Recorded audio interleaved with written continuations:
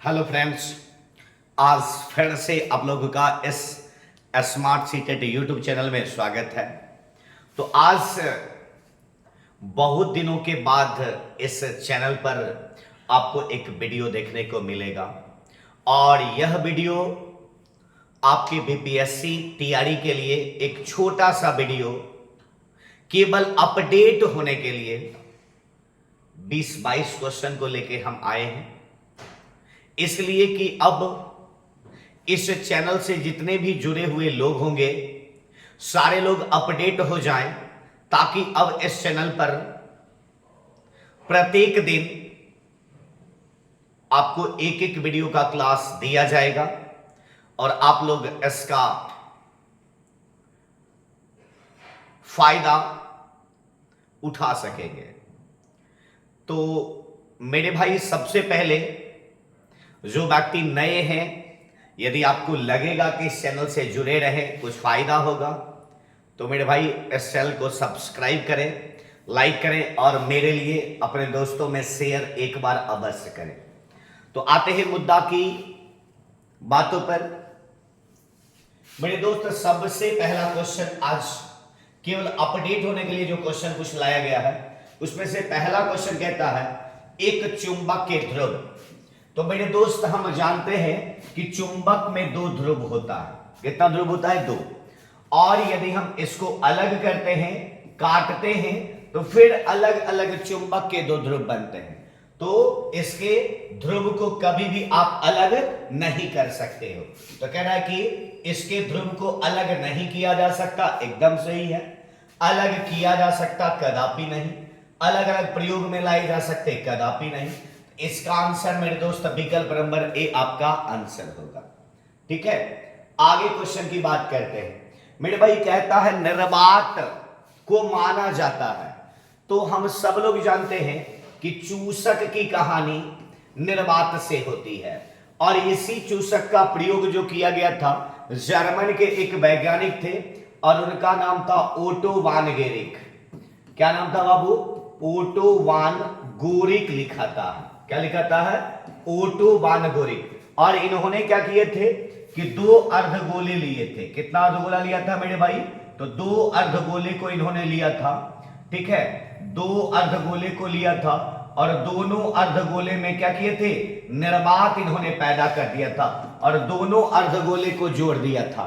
निर्वात पैदा करने के बाद 8 घोड़े को इधर लगा दिए थे और 8 घोड़े को इधर लगा दिए थे। और ये जो आता है, इसका व्यास 51 सेंटीमीटर। कितना इस अर्धगोले का व्यास था? 51 सेंटीमीटर। और ये निर्वात पैदा करने के बाद ये जो जब सटाया गया तो 8 घोड़ा उधर से 8 घोड़ा इधर से होने के बावजूद भी यह अलग नहीं हुआ। तो एक प्रकार से निर्वात की जो क्रिया होती है वह चुंबक के बराबर होता है। तो हम कह सकते हैं कि निर्वात को माना जाता है लौह चुंबकीय सामग्री। क्या माना जा सकता है मेरे भाई? लौह चुंबकीय सामग्री माना जा सकता है। ठीक है, यहां से आपको आ सकता है कि ये जो अर्धगोले का प्रयोग है उसका व्यास कितना था? तो 51 सेंटीमीटर। और ये जो ये जो वैज्ञानिक थे, ये कौन थे? ओटो वान गोरिक थे। एक चुंबक के अंदर चुंबकीय बल रेखा की दिशा होती है। तो देखिएगा, चुंबक के बाहर की जो होगी वो बाहर का होता है उत्तरी ध्रुव से दक्षिणी। ये क्या होता है बाबू? बाहर की ये क्रिया होती है। और आपको पूछ रहा है क्या अंदर की क्रिया? तो अंदर होता है दक्षिणी ध्रुव से उत्तर ध्रुव की ओर। किधर होता है मेरे भाई? दक्षिणी ध्रुव से उत्तर ध्रुव की ओर होता है। कह रहा विद्युत चुंबक में डैश ऊर्जा को डैश ऊर्जा में रूपांतरित किया जाता है। क्या कह रहा है मेरे भाई? विद्युत चुंबक में डैश ऊर्जा को डैश ऊर्जा में। तो विद्युत चुंबक में विद्युत ऊर्जा को चुंबकीय ऊर्जा में, किसमें मेरे भाई? चुंबकीय ऊर्जा में। अर्थात विकल्प इसका होगा कोई नहीं। विकल्प नंबर ई आपका आंसर होगा। चुंबकीय क्षेत्र रेखाएं क्या होती है? तो चुंबकीय क्षेत्र जो होती है मेरे दोस्त, ये बंद और वक्राकार होता है। तो विकल्प नंबर ए आपका आंसर हो जाएगा। ठीक है, निम्नलिखित में से कौन से विलयन से विद्युत का चालन नहीं होगा? क्या कह रहा है मेरे भाई? विद्युत का चालन नहीं होगा। तो ए नंबर कह रहा है नींबू का रस, सिरका, टूटी की पानी। तो इसमें भी होगा, इसमें भी होगा, इसमें भी होगा। अर्थात इस प्रश्न का उत्तर जो होगा वो कोई नहीं होगा। लेकिन आपको जब इस प्रकार का प्रश्न देगा और छंटने की बात आती है तो सबसे ज्यादा कौन नहीं होगा, तो वनस्पति तेल आता है, जो मेरे दोस्त नहीं होता है। क्या आता है? वनस्पति तेल। लेकिन यहां इसके अलावे भी होगा, ठीक है, आशुद्ध जल हो सकता है, लेकिन यहां पर जो है बराबर ये जो क्वेश्चन आते हैं तो यही विकल्प आते हैं। इस प्रश्न के लिए उत्तर विकल्प नंबर ई आपका आंसर होगा। विद्युत शक्ति के मात्रक को किस प्रकार, इस प्रकार भी व्यक्त किया जाता है। तो मेरे दोस्त जब विद्युत शक्ति की बात करते हैं तो वोल्ट मीटर के द्वारा हम व्यक्त करते हैं। किसके द्वारा मेरे भाई?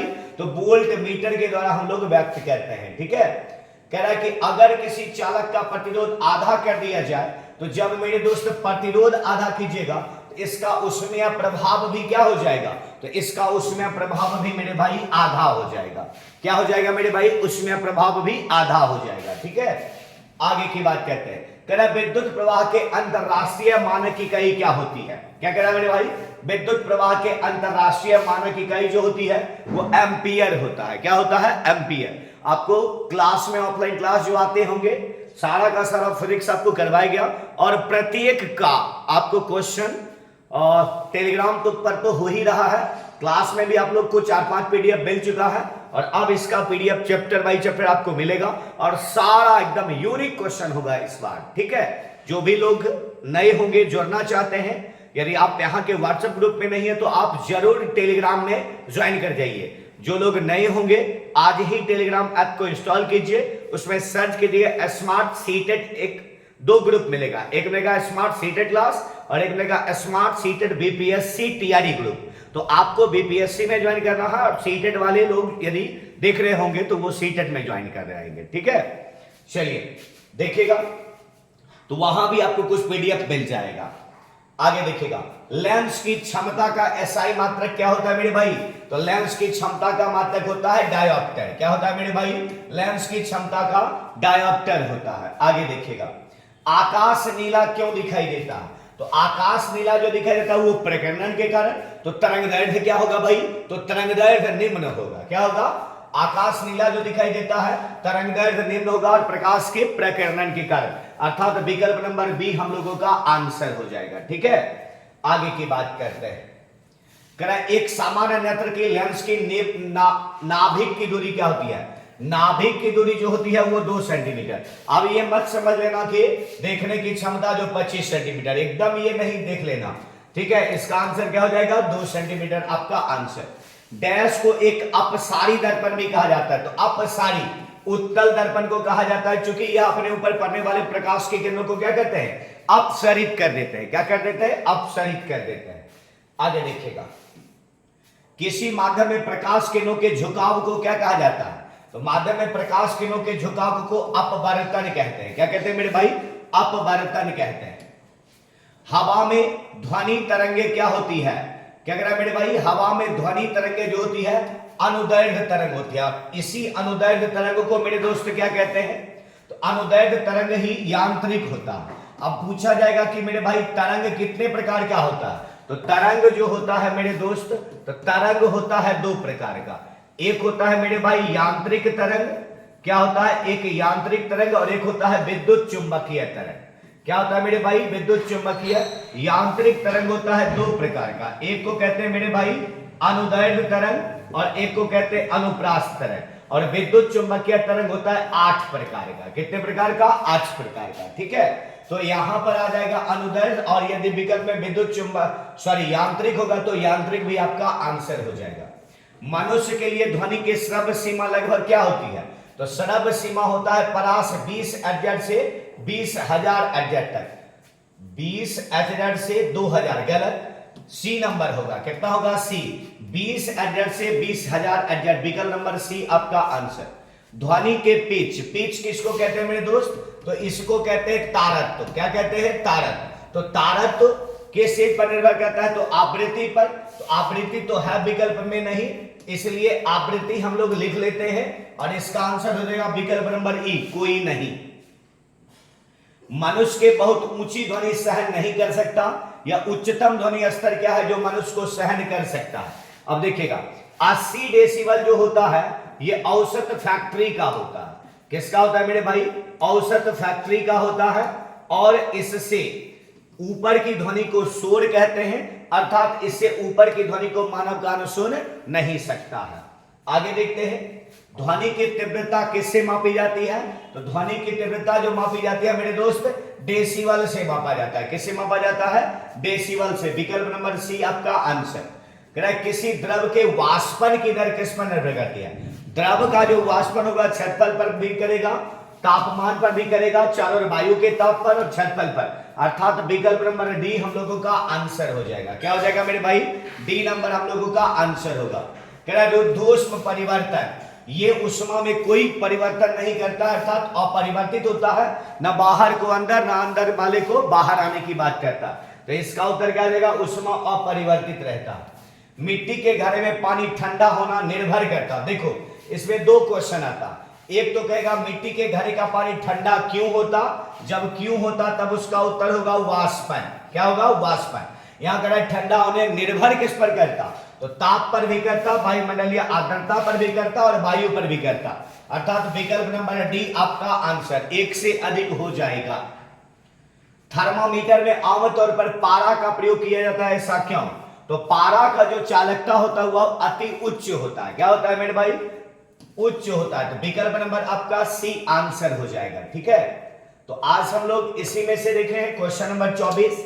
और शुरुआत में ही हम कह दिए थे कि अभी कोई चैप्टर वाइज क्वेश्चन की बात हम लोग इस वीडियो में नहीं किए। आज इस वीडियो में केवल हम लोग इस चैनल पर अपडेट हो गए हैं। क्या हो गए? अपडेट, ताकि अब आपको इस चैनल पर सीटेट रहिए, एस्टेट रहिए या फिर बीपीएससी का एग्जाम देंगे, फिर से हम लोग इस पर रेगुलर क्लास लेकर के आएंगे और हम लोग जुड़ेंगे। ठीक है, और बीपीएससी 40 की तैयारी बहुत जम के करेंगे। तो मेरे भाई फिर जाते जाते जो लोग नए हैं और यदि आपको लगता होगा कि हमको यहां से फायदा हो रही है और नहीं यदि अभी तक किए होंगे, तो इस चैनल को सब्सक्राइब करें, लाइक करें और अपने दोस्तों में शेयर जबरदस्त करें। तो फिर मिलते हैं बहुत जल्द अगले क्लास में, तब तक के लिए धन्यवाद।